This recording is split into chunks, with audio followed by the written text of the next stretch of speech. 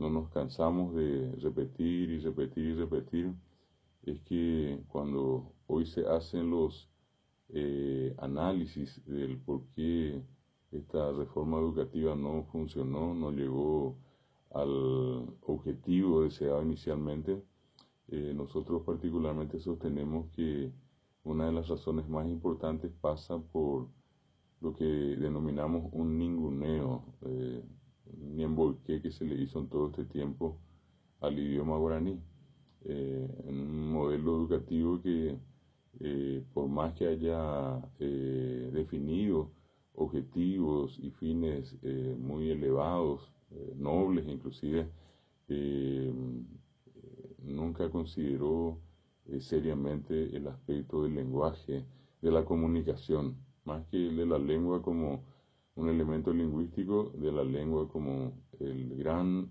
factor de comunicación. Eh, Nosotros resumimos esa postura de decir que lo que no pudimos alcanzar en la reforma tuvo como razón de ser eh, la no consideración del factor denominado idioma guaraní, basado justamente en lo que solemos observar. Este es un país que tiene 40% de su población todavía monolingüe guaraní y notablemente el sistema de educación toda la vida funcionó para los que hablan castellano y en castellano, obviamente.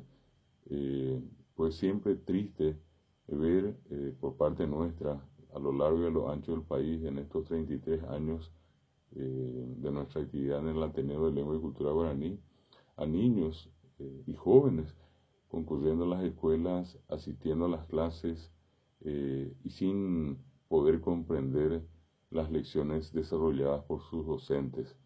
Lastimosamente, clases en castellano, dadas en castellano para alumnos hablantes del idioma guaraní.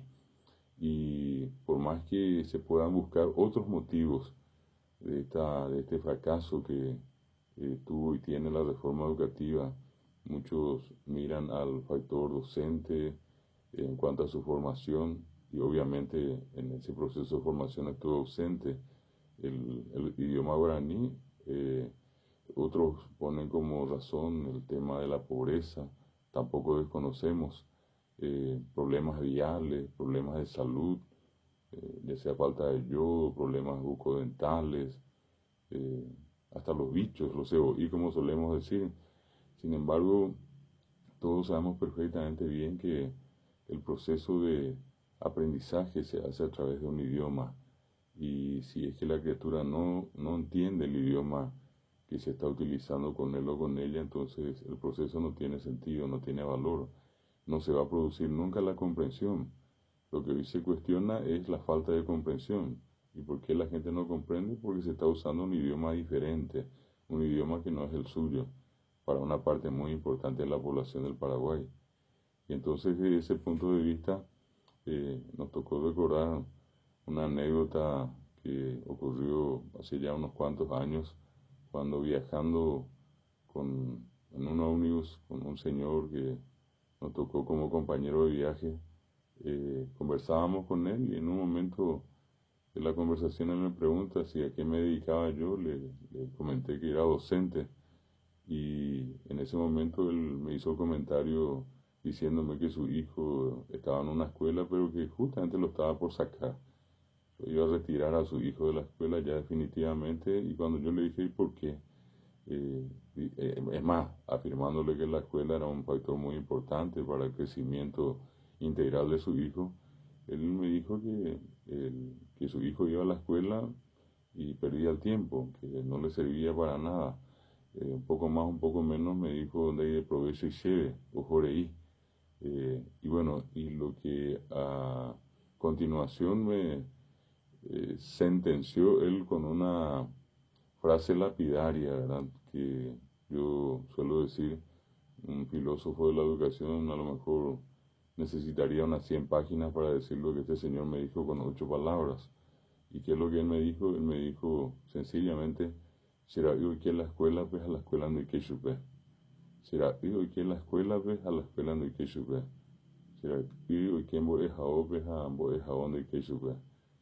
Sencilla la cuestión, yo creo que es una fórmula que ni siquiera necesita una prueba para ser demostrada que es correcta. Y la expresión de este señor, que a lo mejor él tenía pocos estudios, sin embargo era certera al referirse a lo que representan las escuelas en el Paraguay, un espacio donde asisten las criaturas a una especie de ámbito en el cual se desarrollan una serie de actividades, de experiencias, pero que muy poco valor o ningún valor tienen para los niños, sobre todo cuando son guaraní hablantes.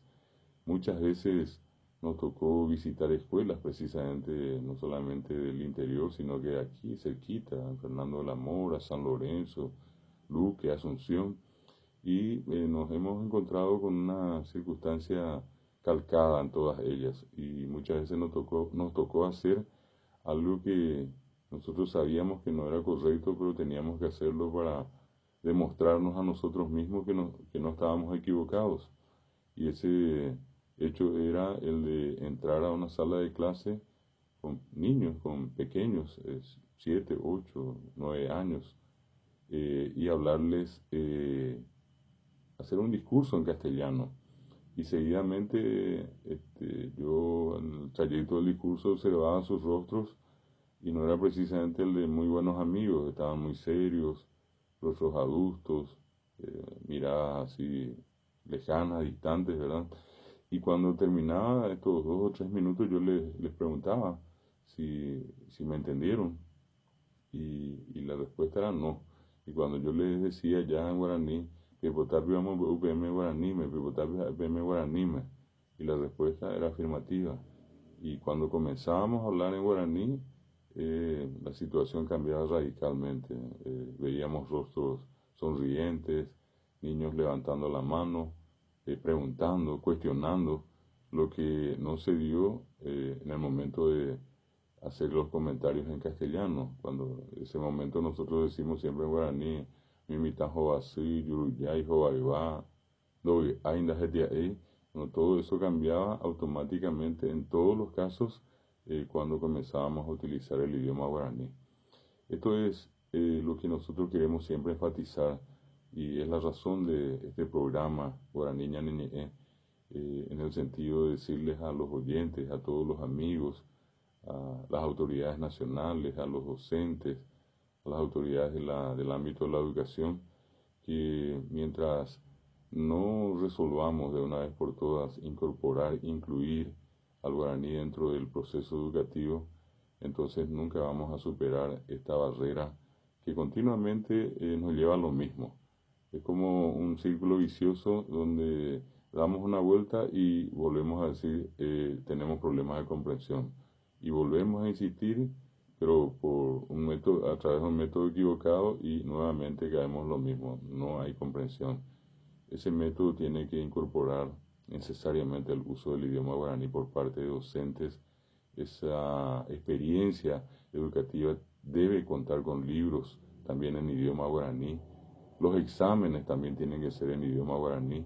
Es absurdo, es una falta a los derechos humanos que las criaturas tengan que, siendo guaraní hablantes, rendir exámenes en idioma castellano, cuando que su idioma materno, su idioma cotidiano, su idioma familiar es el guaraní. Y ratificamos lo que muchas veces la gente pretende, como que culpar al guaraní de los problemas que nosotros tenemos en la educación. Ese es el peor error que estamos cometiendo. Bien sencilla es la explicación. Las criaturas hablan guaraní y no tienen la culpa de no hablar castellano, que en todo caso el sistema enseñe castellano a los niños. El día que enseñemos a los niños a hablar castellano, vamos a aprender castellano. Hoy lastimosamente los niños tienen que acudir a las escuelas y sin que nadie les enseñe castellano tienen que aprender castellano a los golpes, a los tumbos, ni en ambitirá, ya ope, shahape, emita, oikoambe, behuecatumio, jope castellano. Y esa es una cuestión entonces que primariamente debemos de considerar, no ningunear, no dejar de lado el idioma guaraní en este proceso que nuevamente se está mencionando y tiene que ver con una reforma educativa en estos próximos días o en los meses que vienen. Tomar entonces en consideración el gran valor que tiene el idioma guaraní como vector de comunicación. La cultura se expresa a través del idioma y para entender entonces una cultura, para entender a los miembros de una sociedad, necesariamente tenemos que hablar su mismo idioma. En nuestro caso, el guaraní sigue siendo uno de los idiomas más hablados del Paraguay, porque se dice que hasta un 90%, yo me atrevo a decir que prácticamente todos hablamos y entendemos guaraní. Por más que la excusa muchas veces sea que hablamos un yopará, de esa misma manera nosotros solemos decir que el castellano que hablamos también es yopará. Cuando decimos venina, venique, qué pío querés, yo ni yo no sabía, eso es yopará en el castellano. Solamente que una actitud colonial y colonialista hace que siempre aparezca el castellano como el idioma fácil y siempre el idioma imposible de hablar sea el guaraní, que por eso solamente hablamos yopará.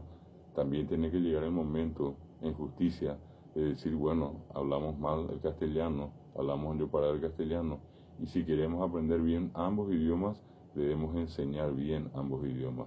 Aprender bien guaraní, aprender bien castellano, eso es posible y eso nos va a permitir llegar a un gran objetivo que es la liberación.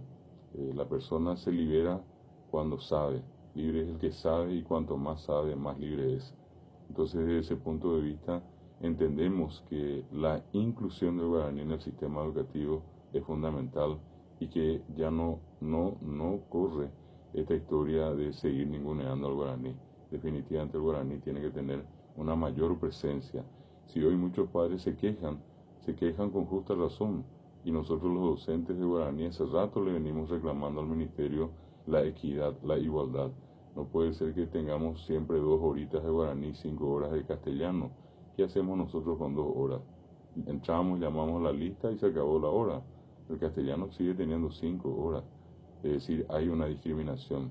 Todo eso nos lleva, insistimos, a manifestarles a ustedes este punto de vista que tenemos. Si queremos ayudar a la liberación a través del conocimiento de nuestros compatriotas, debemos necesariamente usar nuestro idioma guaraní en el ámbito de la educación.